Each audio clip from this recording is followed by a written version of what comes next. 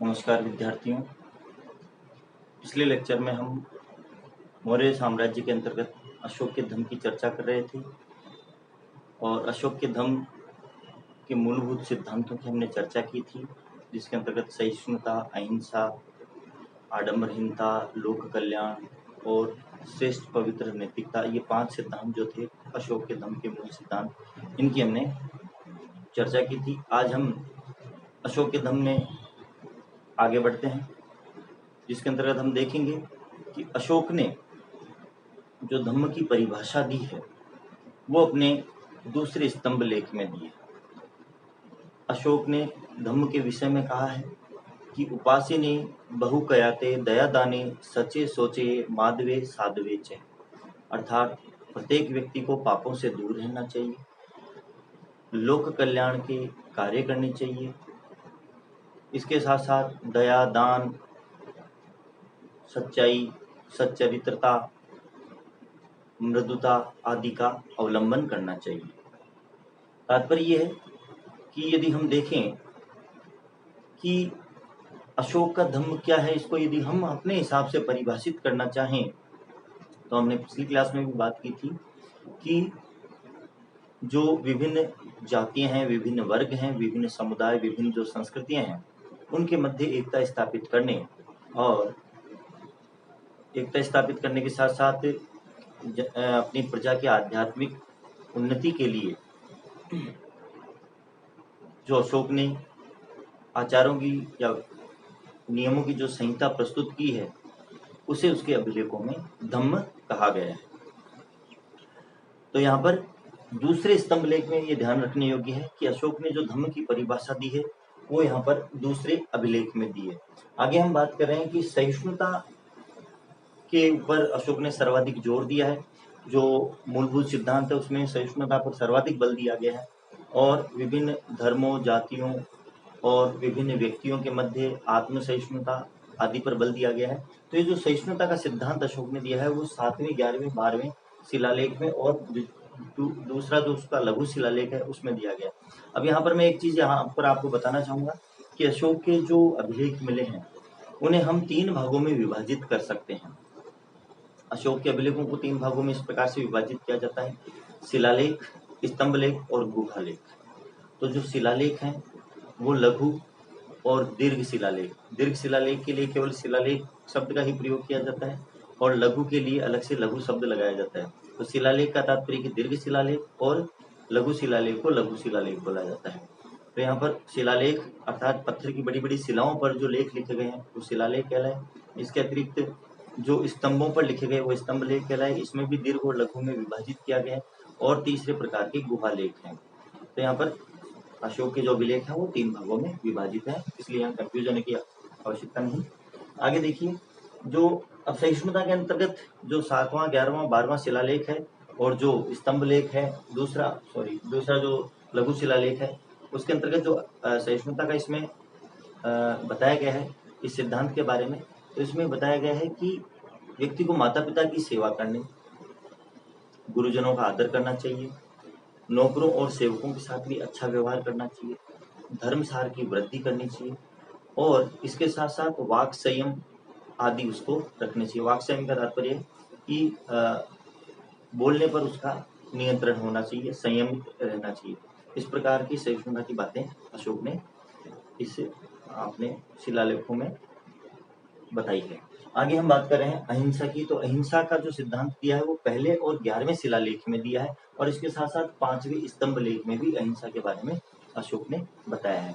तो अहिंसा से तात्पर्य है कि हिंसा का त्याग करना और हिंसा के द्वारा विजय प्राप्ति का त्याग करना, युद्ध नहीं करना और इसके साथ साथ बलि प्रथा का निषेध इसके अंतर्गत किया गया है। जीवों के प्रति अहिंसा का भाव रखने का निर्देश दिया गया है।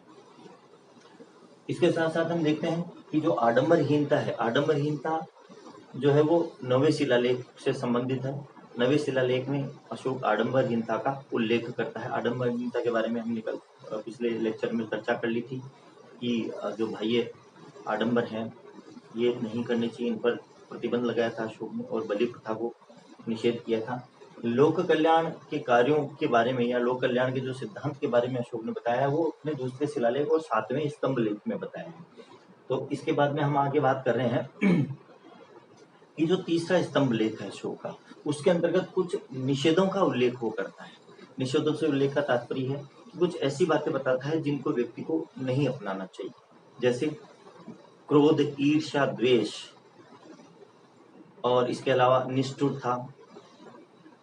इन सब बातों का व्यक्ति को त्याग करना चाहिए और उसे स्वयं पर नियंत्रण रखना चाहिए। दया, दान और क्षमा आदि को अपनाना चाहिए, जो उसने दूसरे स्तंभ लेख में परिभाषा में कहा है। और तीसरे स्तंभ लेख में जो व्यक्ति को नहीं अपनाना चाहिए, जिनका त्याग करना चाहिए, उन निषेधों का उल्लेख मिलता है कि व्यक्ति को जो है वो क्रोधित नहीं होना चाहिए, इसके अलावा द्वेष नहीं रखना चाहिए और निष्ठुरता आदि जो चीज़ें हैं जो व्यक्ति के लिए सही नहीं है उनका त्याग करना चाहिए, उन्हें नहीं अपनाना चाहिए। इसके अलावा हम बात कर रहे हैं कि अशोक के धम्म के विषय में अलग अलग विद्वान अलग अलग राय रखते हैं, अलग अलग मत रखते हैं। इसके अंतर्गत हम देखेंगे कि अशोक के धम्म को किस प्रकार से विद्वानों ने परिभाषित करने का प्रयास किया और क्या बताया है धम्म के विषय में। देखिए, जो इतिहासकार फ्लीट महोदय हैं, उन्होंने अशोक के धम्म को जो है वो राज धर्म बताया है, अर्थात राज्य का धर्म बताया है कि अशोक का जो धर्म था वो राज्य धर्म था। जबकि राधा कुमुद मुखर्जी जो है वो इसे सार्वभौम धर्म बताते हैं, अर्थात सभी के लिए मान्य धर्म बताते हैं, जिसे सभी अपना सकते थे, अर्थात उसकी जो प्रजा थी उसने उसे अपनाया था। इसके अतिरिक्त भंडारकर जो महोदय हैं, इतिहासकार भंडारकर, वो इसे उपासक बौद्ध धर्म की संज्ञा देते हैं। उपासक बौद्ध धर्म का तात्पर्य है कि कलिंग युद्ध के पश्चात अशोक ने अपने राज्याभिषेक के 8वें वर्ष जो कलिंग युद्ध किया था, उसमें हमने चर्चा की थी कि भयंकर जो नरसंहार हुआ उसे देख करके उसका हृदय परिवर्तित हो गया था और उसने भैरी घोष को छोड़ करके धम्म घोष अपना लिया था। तो यहाँ पर उसने अहिंसा का मार्ग अपना लिया था और इस अहिंसा के मार्ग पर चलते उसने उस समय बौद्ध धर्म से वो काफी प्रभावित हुआ और उसने बौद्ध धर्म भी अपना लिया था। तो यहाँ पर उपासक बौद्ध धर्म से तात्पर्य है कि जो व्यक्ति जो बौद्ध धर्म का अनुयायी है, जो गृहस्थ जीवन में निवास करते हुए, गृहस्थ रहते हुए बौद्ध धर्म का अनुयायी बन जाता है, उसे उपासक बौद्ध कहा जाता है। तो यहाँ पर अशोक गृहस्थ जीवन में निवास करते हुए ही उसने बौद्ध धर्म को अपनाया था, इसलिए उसे उपासक बौद्ध कहा गया है।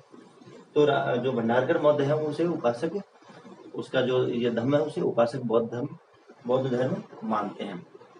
परंतु हमने इससे पहले चर्चा कर ली कि ये अशोक का कोई व्यक्तिगत धर्म नहीं था। आगे हम देखते हैं कि अशोक के समय तृतीय बौद्ध संगीति का आयोजन किया गया था, लगभग 251 ईसा पूर्व के लगभग, और इसकी अध्यक्षता ये पाटलिपुत्र में आयोजित की गई थी और इसकी अध्यक्षता जो है वो मोगलीपुत्र तिष्य ने की थी।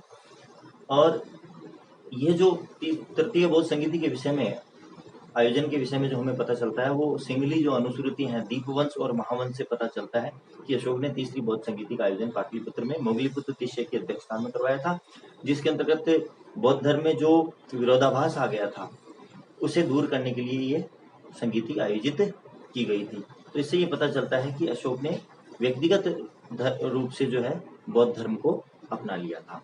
यहाँ तक उम्मीद करता हूँ कि आपकी ये चीज़ें समझ में आई होगी। आगे हम बात करेंगे कि किस प्रकार से अब ये जो धम्म है, जो धम्म के सिद्धांत हैं, इन्हें केवल सिद्धांत रूप में तो देखा नहीं जा सकता और अब इन्हें लागू करना कितना मुश्किल काम रहा होगा ये हम नहीं समझ सकते।